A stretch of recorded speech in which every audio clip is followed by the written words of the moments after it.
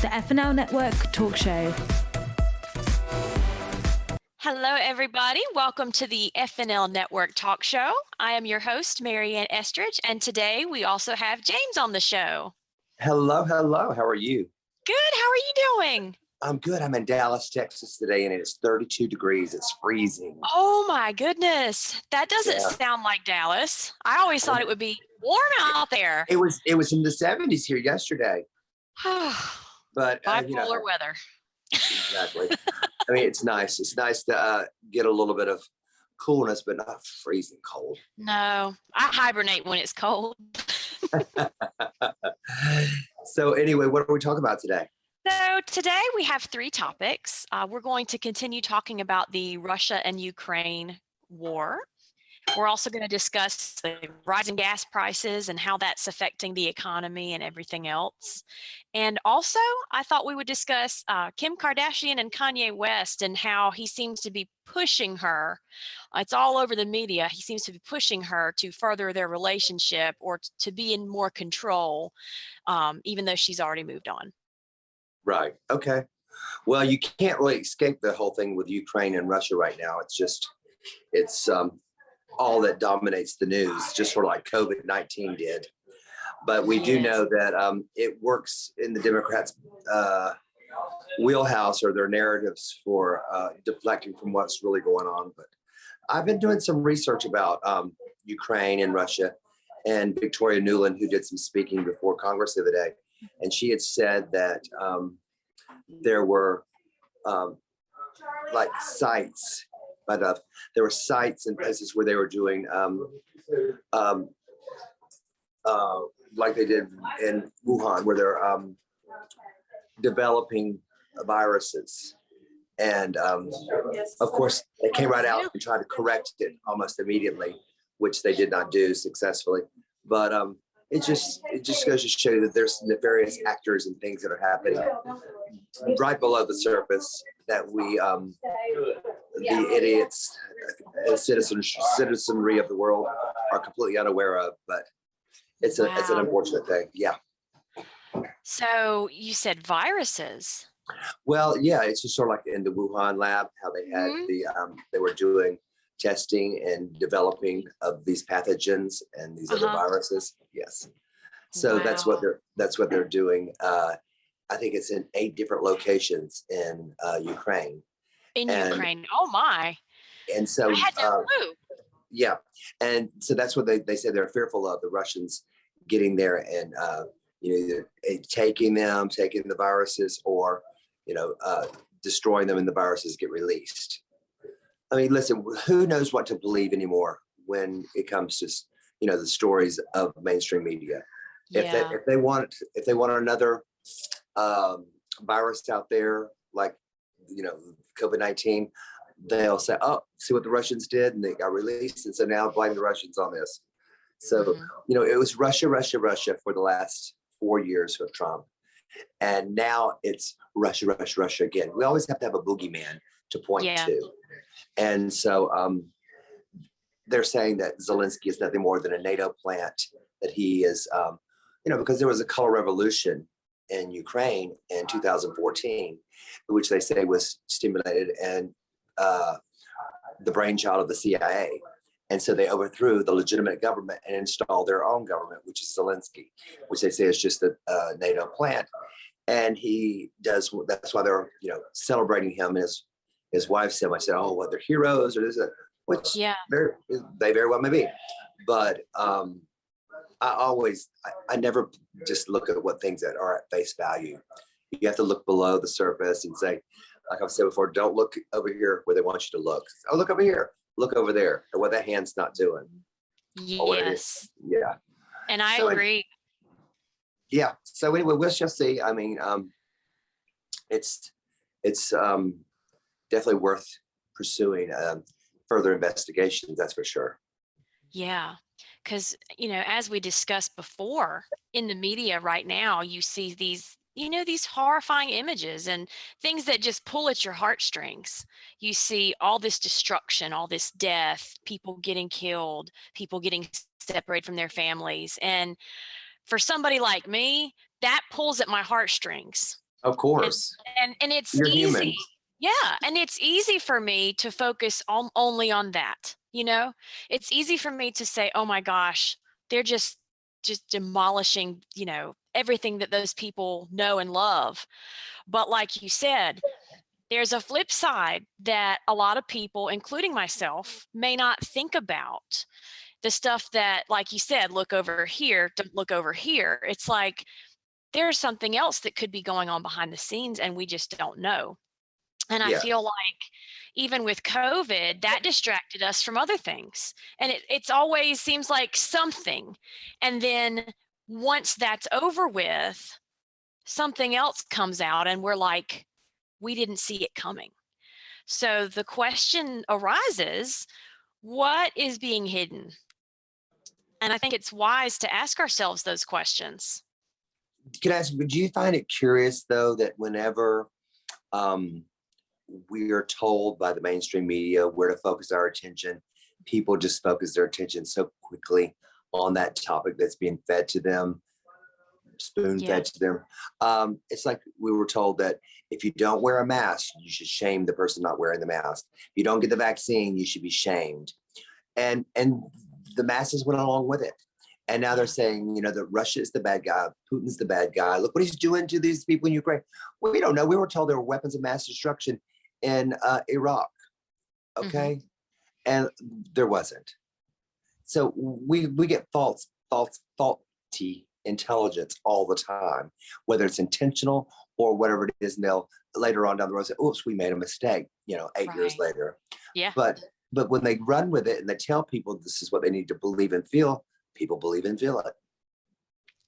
Yeah, I agree. So it's just, there's something else that I saw that Putin is now claiming, and I, you know, this is just what I have seen in some of the media.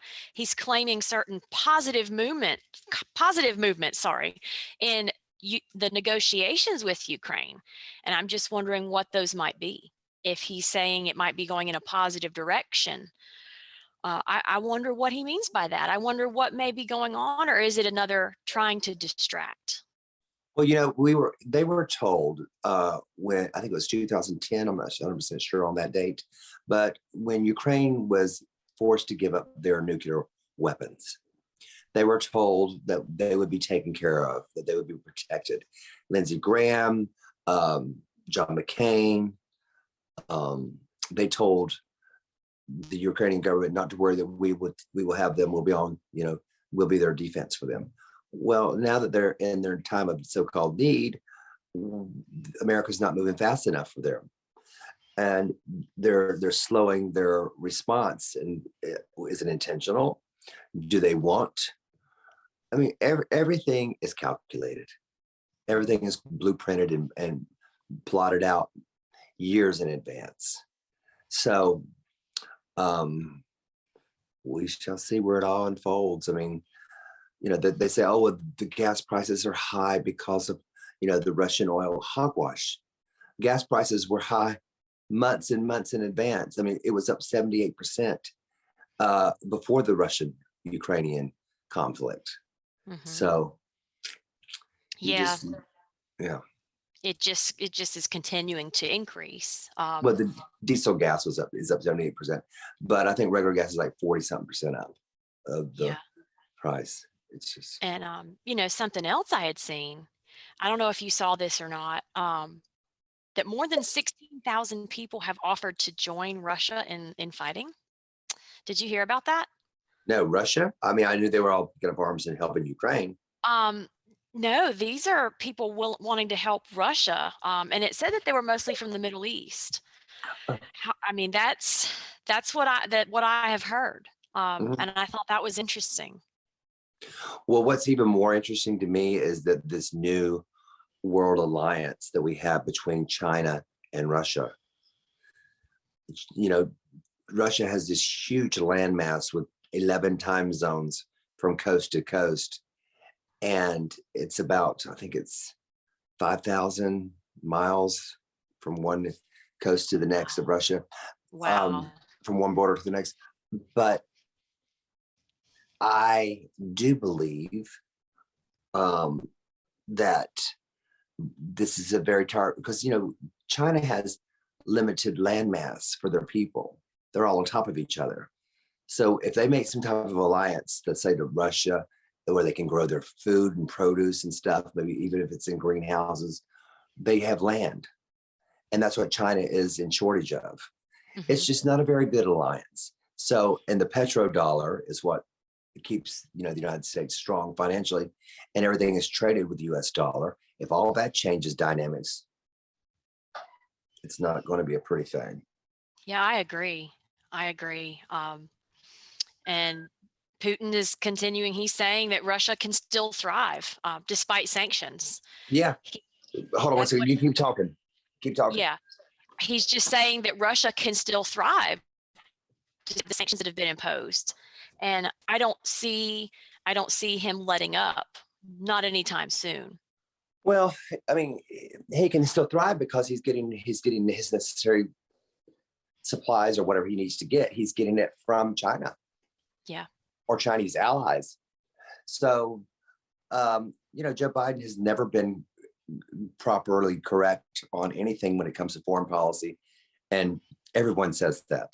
Even his own party member says Joe Biden's never been on the right side of history when it comes to foreign affairs or foreign decisions. So here's another one.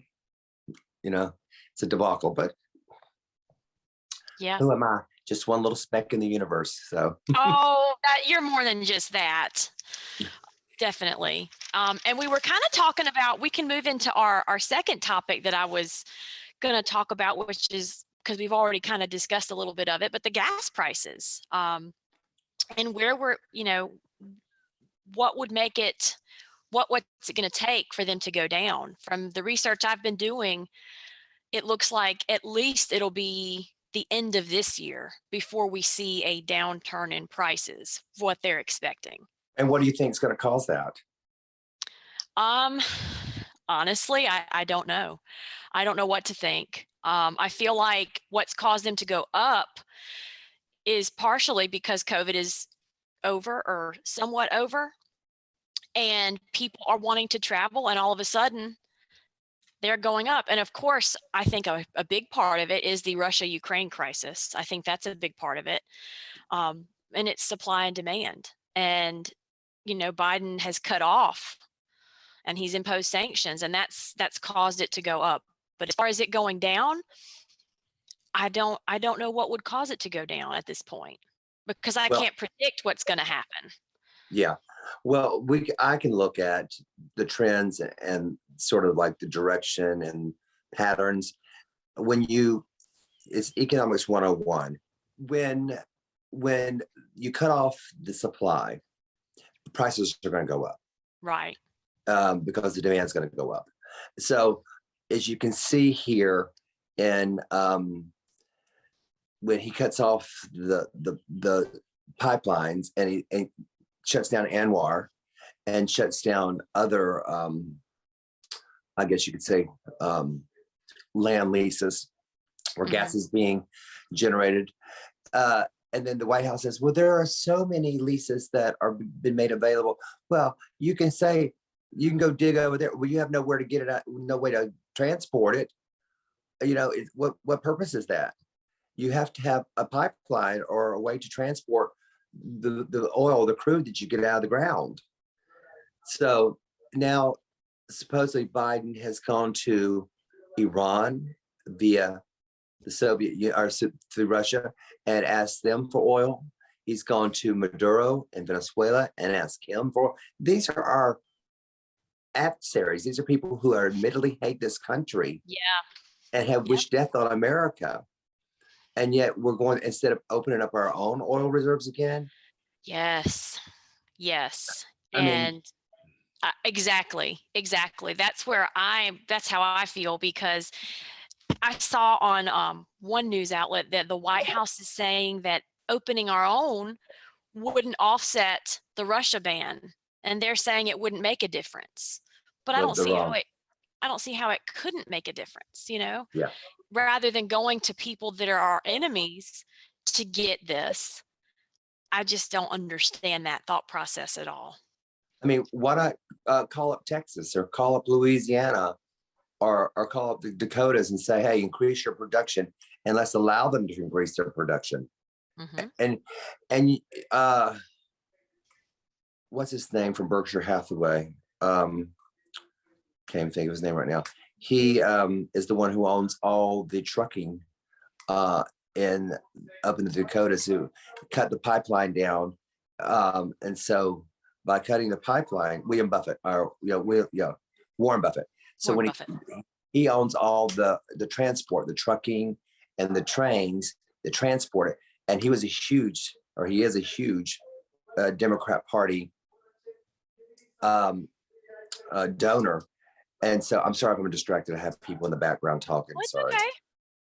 I don't know if you can hear them. I've asked them, but I'm a guest in someone's home. It's okay. Yeah. So anyway, it's just so instead of, it's very profitable for Warren Buffett rather, to transport the crude from the source via truck or train, opposed to the expeditious route, which is the pipeline. Of course, and they all jump on the green bandwagon and say, oh, no, there have been oil leaks, and please. It's so insignificant in the big picture how much there has been. So at any rate, it's all about, anytime there's a war, it's all about finances. Yeah. It all stems back to bankers and financiers. That's all it is. That's what World War II was about. That's what the Vietnam War was about. And that's what this Russia-Ukraine conflict is about. It's about money. And a lot of innocent lives pay the price. That's the truth. I mean, it's absolutely the truth, because, the regular citizens, they didn't ask for it. But I think the greed that's kind of flowing from the top, it's got that trickle down effect. It's going to affect everyone else's life. And the majority of those people didn't ask for it. No. And the majority of people may not have an evil agenda, but a lot of the people higher in power very well do, or very well could. Exactly. While all the while kind of wearing a facade or a mask saying that they want what's best for their country. But do they? It makes you question a lot of things. I just know I've seen so much outrage over just the gas prices alone. It's pretty much all that I see. And then, like we were discussing, is that trying to distract us from something else? Sure it is. Have you not seen it? There's a thing on social media where it says, oh, you want to complain about the gas prices because of the Ukraine war? You could be sitting on a cement floor in a train station holding your cat. Oh, come on. The gas prices are not where they are because of the Ukraine conflict. The gas prices are just another symptom of what's going on in the world. But it all has to do with Joe Biden's foreign policy and his domestic policies. Yeah. I mean, and I think some media outlets like to cause chaos and arguing. I think they make money off of it. Sure. Causing people to argue and disagree and fight. World peace and harmony is not really what they want. Not in my opinion. Well, it's not profitable for people to get along. Nope, There always has to be a line of division, a demarcation of either races against one another or classes, where the rich are against the poor against the rich, or black against the white, or Hispanic, or whatever. There always has to be. They want to keep people at each other's throats and keep turmoil in society. I agree. People say, oh, the 50s was such a great time period in the country. It's because people got along. I mean, people got along. I mean, it was after the war. Middle class was growing at a rapid rate throughout the nation, and everyone, it was harmonious. And then the turmoil of the 60s came along, and then the gas prices and the shortages in the 70s came along. And so everything is coming full circle again. It is. And going back to the thinking about having peace and harmony. We've discussed this before with masks, let live and let live. That's my philosophy as far as things like a mask. I feel that this whole time it should be a case of your mask protects you. That's cool. I wear Exactly. one, then that's fine. And, if I feel like I need to wear one, then by all means, I'll wear one. But it's this division, and the media thrives off that division. That's what they Yeah. want. They don't want people to agree because, like you said, it's not profitable. It's not profitable when people agree and love each other. And I wish it was. In a perfect world, it would, but it just Right. isn't what the media likes. They, most of the media outlets seem to enjoy focusing on this division. Right. Well, it furthers their cause. And if they can't fight you, they want your neighbor to fight you. They want people to be at each other's throats. And so we just have to do our best to not fall prey to their blueprint. Or the distractions. Yeah. Which are part of that blueprint. Absolutely are. Yeah. I think it's wise, like that you brought it up. It's wise to wonder and to kind of inspect and look deeper and see what may they be distracting us from, because it seems like there could be quite a bit. There could be quite a bit we don't know. Well, that was the thing with the whole Russia thing with under Trump, was they would try to keep him off of his focus so he couldn't focus on the presidency. And they've even admitted that now after the fact, that they didn't want him to be, they didn't, of course, they're not admitting that it was fake. They still say it was true.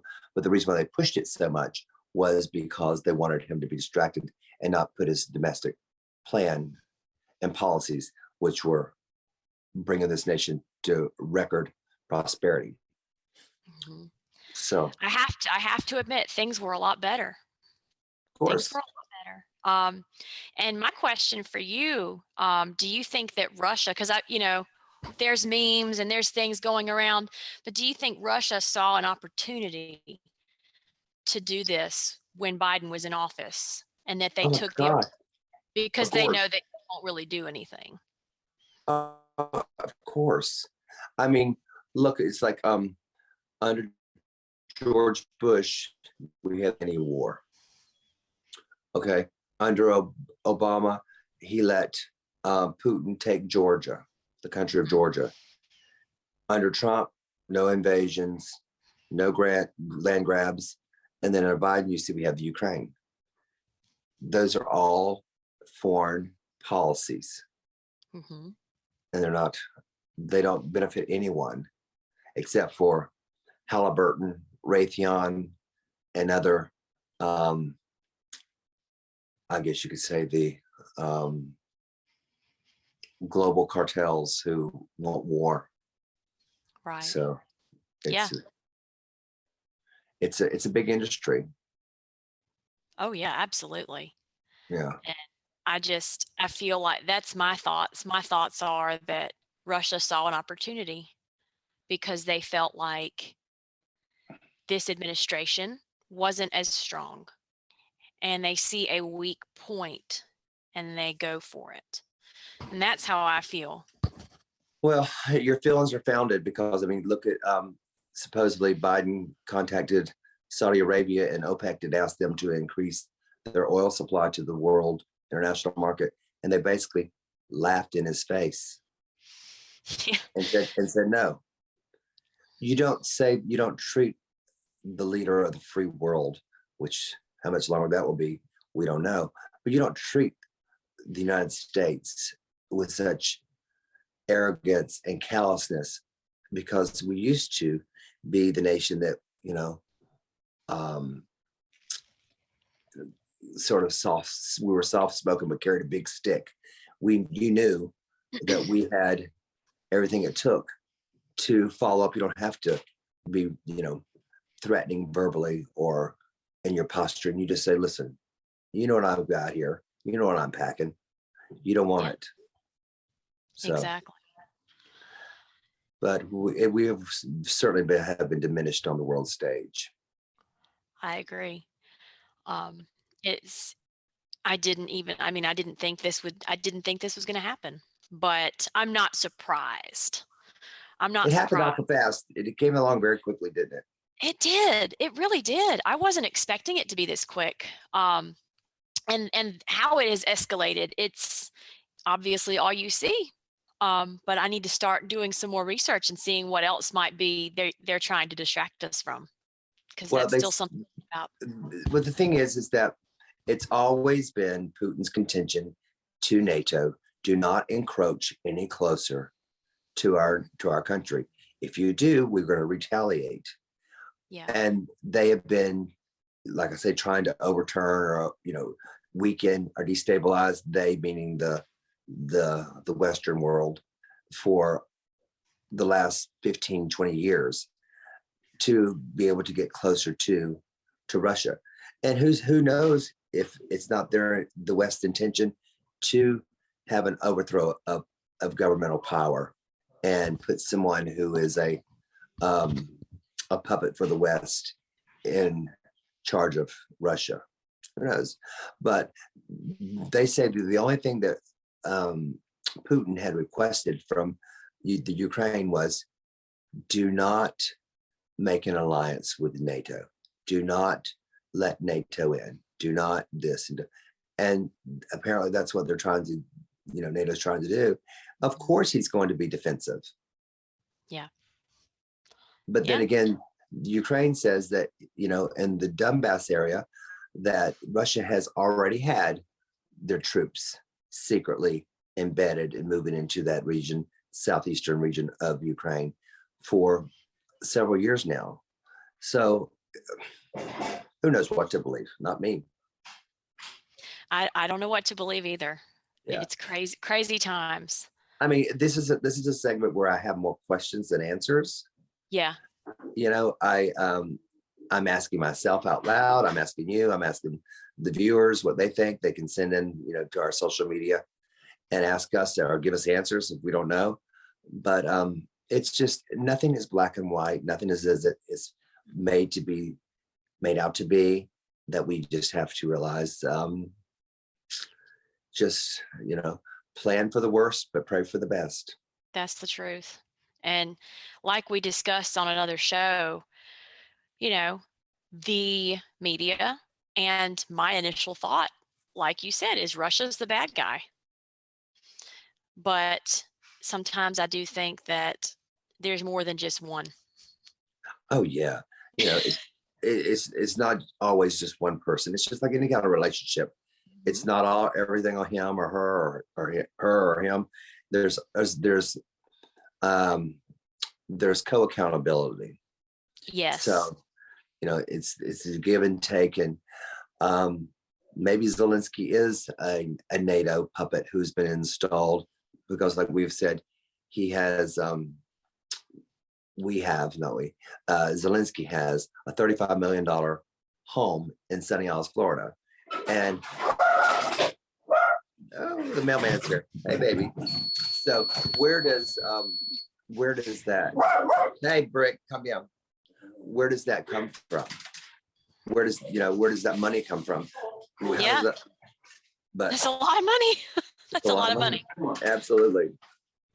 And you were discussing relationships, and I feel like that can bring us to our third and final topic, which Kim Kardashian and Kanye West, which I think he changed his name legally. Yee. Yee. Why? Oh my goodness. So I don't know how much you've seen in the media and what's going on with them, but obviously she's tried to divorce him last February, so it's been over a year. And one of the big headlines that I saw was on Valentine's Day, she's already moved on. She's dating Pete Davidson, and seems to be happy, but he sent a truckload of roses to her house. Did you see that? I did not. Yeah, he sent a truckload of roses to her house. And it seems like he's being pretty pushy with her, even though she has expressed her desire to end the relationship. He still has been pushing to get back together. her new boyfriend, I know he had tried to text him and basically was very nice. And he said, I hope we can all be friends. And, I want what's best for your kids. And Kanye just responded and said, you will never meet my kids. And was just very blunt and very, He very said you'll never hostile. meet. He said you'll never Yeah. meet my kids. Yeah. Wow. But, Kim, her whole thing about this is that he's been controlling and manipulative to her. And I've even seen things about him kind of controlling her wardrobe. Yeah. And controlling past relationships he was in, controlling their wardrobe. And I thought that was really interesting. But I can see how she would want to have ended that if he was a controlling person. Oh, absolutely. Are they legally married still? I don't know. I know that she filed for divorce last February. I don't know what state they filed in. My only question to you or to anyone else is, why should we care? Why should we care about Kim Kardashian and Kanye West? Why should we care as a culture? But once again, our celebrities obsessed society dictates that we should. So I do know Kim. I've never met Kanye. I met him in passing at an event in Miami Beach, and he was very shy. This is at the very beginning of his mother was still alive. She was with him. So I've been at a private event in Mexico at Punta Mita at Joe Francis's house with Kim and Kanye, not Kanye, Kim and Kylie and what's the other sister's name, and Kendall. Courtney. Yeah, I did heard their show. Keep It Up. What was it? Was it Keep It Up? No, what's the show that they had in Miami that was a spinoff? Was it Kim and Chloe and Courtney and Chloe? That was what it was. Remember when Courtney and Chloe had their own show? Okay, yeah. Yeah, I was on their show. I did one episode. I emceed a lookalike contest for them. And so I know the girls, I know them all. They're all very, very sweet. There's no doubt about it. But I mean, he's the father of her children. How many children? 2 or 3? I want to say 3. 3. So I know I don't know their names. So I'm getting them confused with some other celebrity, I guess. But I do know that he's the father. And of course, he's gonna, he's a very passionate man. And so I'm sure he's going to fight for what he wants. Yeah. And if he is overbearing, obsessive, and possessive, who would want to be in a relationship like that? No modern woman. Exactly. And I think the main reason that I care about this topic is not so much that they are celebrities. I mean, obviously that's part of it. But I hate to see anybody in a controlling or abusive relationship. Sure. And I feel for her. I don't want anybody to feel threatened or scared or not being able to live their life. I think everybody deserves to be able to live their authentic life without being interfered with, and to have their boundaries respected. That's another big thing that I see is boundaries. I completely understand that there's 2 sides to every story, and nobody's perfect in a relationship. But if somebody sets a boundary, and it's a pretty big boundary when you file for divorce, it seems like it's kind of overstepping when you're continuing to push. So that was my main thing is just thinking about abusive relationships, controlling relationships, and that they happen to everybody, not just everyday people, but celebrities too. Do you think a controlling relationship is an abusive relationship? I do. Yeah, I think so too. I mean, I know there's different degrees of control, but most people I know, most relationships that I'm aware of, it's a give and take relationship. Yes. Or it's not going to be successful. But I feel sorry for him if his heart is really conflicted and he wants her back. Why does he want her back? Does he want her back because he really loves her, or he wants her back because he thinks she's a possession? That's a good question. I've been in a dating relationship where I was a possession. Yeah.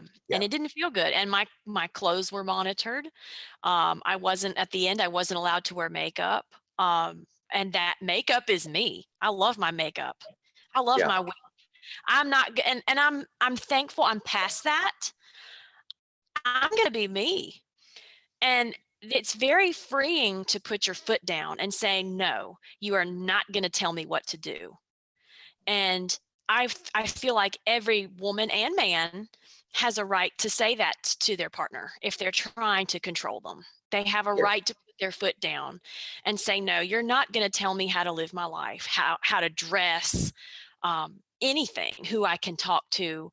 I think controlling relationships they're pretty common. I talk to people all the time that are either out of one or trying to get out of one. And there's different, degrees of how bad it can get, Sure. but it can get dangerous. Well, I mean, it has to all the root cause of something like that relationship that is based on control. It's based on their internal insecurities. They're not Yes. secure with a partner or with a relationship, so they try to control it. Absolutely. So maybe he's insecure, but I don't understand. I don't really, who am I to understand? But I don't get the deal with Pete Davidson. What the attraction is to him? He's dated a few hotties, Yeah. and I mean, I don't know. Who else has he dated? oh, I don't, a whole slew of them. I mean, he dated On the Miley tip of my tongue. Cyrus. Okay. Miley He's Cyrus. 28. He's young. Yeah, maybe He's maybe he's gifted, so to speak, Maybe so. in more ways than one. Oh my goodness. Oh man, it very well could be. Uh-huh. But I find him to be extremely unattractive. I mean, Yeah. not so much his physicality, but the way he carries himself, his awkwardness, his and I think he has some type of learning disability or something. Oh, I didn't know that. I don't know if he's got Asperger's or something like that. Asperger's. I'm not sure that's what I've heard, but I think sometimes a lot of women are nurturers and caretakers, and they're drawn to people that they can sort of coddle or take care of. And he seems That's like he's true. sort of a little dopey. And they're just like, come here, baby. Let mama take care of you. Oh, You know, you very well could be right there. You could. Yeah, I mean, I know some women who are like that, who they feel like it's their mission to mother their partner. I actually used to be that way. Yeah. Not so much as I'm getting older, but it's a lot of women are nurturers, and well, it's natural. it is, and I think a lot of us too, we want to see the best in people. I think that's also why some women and men, because both sexes can get involved in controlling relationships. I think there's usually a dominant partner and a more submissive partner.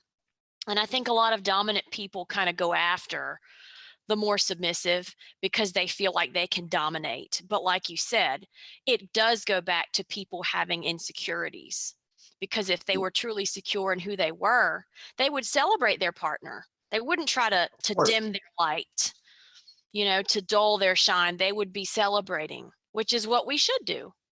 I mean, I would rather be the inferior partner of the relationship, because I always aspire to cohabitate with someone who is more driven, perhaps, or more ambitious than I am, or equally as ambitious at least. But I don't want to have to be constantly taking care of someone emotionally.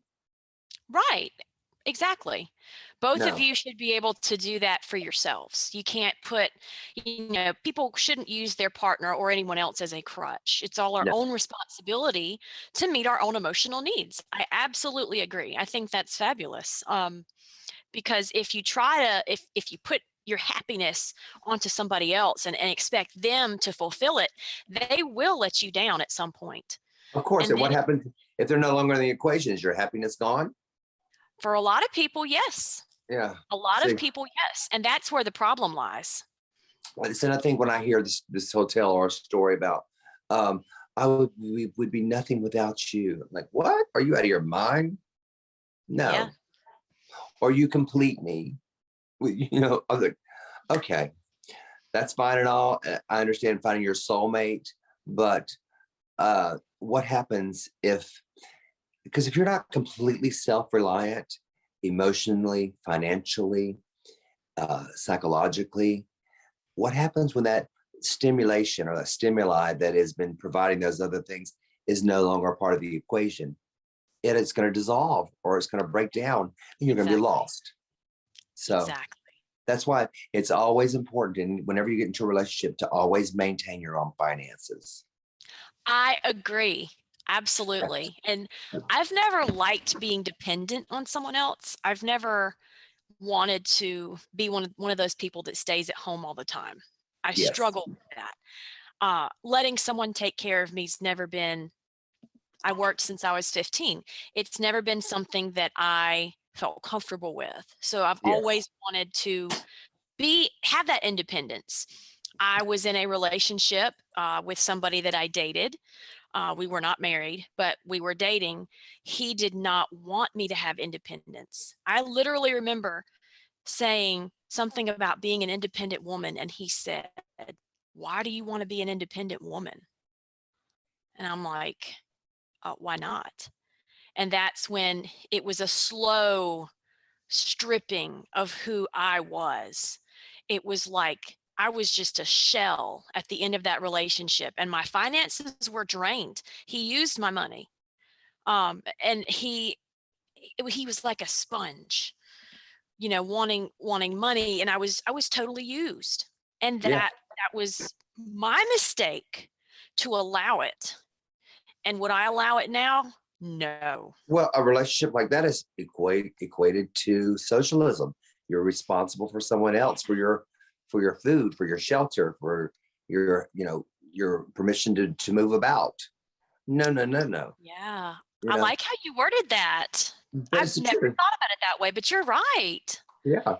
I mean, capitalism is where you're independent and the market responds to what you have to offer. Either they buy into it or they don't. And with socialism, all you don't worry about it. The big states, the government's going to take care of you, but you have to relinquish your powers. Like the economic forum is now trying to say, Klaus Schwab is saying, by the year of 2030 or whatever, you'll own nothing, but you'll be happy. What do you mean I'll own nothing? I'll be happy. Mm-mm. I don't. They'll own everything. No, no. No. I haven't worked my butt off all these years and Exactly. acquired what I have acquired to relinquish it to a higher power. But, Exactly. no. So that's the thing. That's the reason why I'm not in I guess you could say, a full committed relationship, because I'm not willing to relinquish any of my self-governance. Yeah, well, Yeah. that's absolutely you're right. And I think it's good, like you said, to be financially independent. I think that's wonderful. I think we should all be able to do that. I don't think we should depend on someone else to keep us up, even No, if we are married. With my husband and I, it's a joint effort. We actually met with our financial advisor yesterday, but it's a joint effort. We discussed his goals and we discussed my goals, and then we discussed our goals together. And I perfect. think it's fine to have goals together, but I think it's also important for both people to be able to have their own independence. I mean, you can be in a relationship, you can be in a marriage relationship, and you can have, all your accounts connected, but you have to have access to equal amounts. In the unlikely event that the wedding dissolves, you don't want to be getting 10% and they get 90%, or vice versa. In some states, you get what you bring into the relationship, and then what was acquired or developed during the time of the relationship.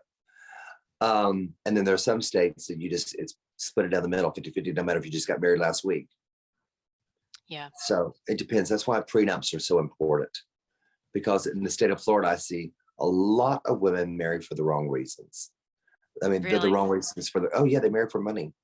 They seek out these men with money, and they have a little short-term plan. They'll be married for 5 years. They'll have 1 or 2 kids, and then they'll divorce him and take half of his wealth. So they do it on purpose? Of course they do. I mean, See, you know, that doesn't compute in my mind. when you're in your 20s and you marry somebody who's in their 70s, come on, girl. Mm, You know, and he thinks, oh, she loves me because of me. No, honey, no. she loves you for what you have. And I always say, you know, you deserve everything you get because you're putting it out there. You know, if you don't want to be used for your money, don't let people know you have it. Don't Yeah. drive around in a Bentley convertible, and don't, you know, have flashy this and flashy that. And those are tools that one uses to attract attention. And so when you get that attention and it's used against you, ultimately, you have no one to blame but yourself. And so, I agree. fortunate for Kim and Kanye, they both came to the relationship with their own money. They did. So what is their stimulation that keeps his drive and passion for her alive? It has to be her and the kids. I'm sure the kids are a huge part of it. Of course, but I can't imagine. I mean, that's the only thing that bothers me or would bother me about Kanye, because I think for all of his, I guess, idiosyncrasies, I think he's a great guy. But I can see the controlling aspect of it. I wouldn't put up with that for long. I couldn't. Right. And so I couldn't can see that she couldn't as well. You know, Yeah. she's been controlled by her mother when she was a little girl, and she was her daddy's little girl until he died. And so all I can say is I wish them both nothing but years of joy and happiness, whether together or apart. Yeah, I do too. Absolutely. Well, it looks like we are at our time. Are we? Yeah. Well, good. Is there anything else that you wanted to talk about today? Oh, Anything Lord, else you have on your mind? Oh, I have lots on my mind. I don't know if I can share it.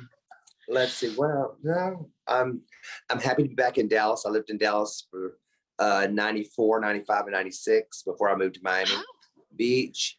And it was Charles's birthday last night, and we came in from all corners of the nation to celebrate his birthday at a beautiful celebration last night at a wonderful restaurant.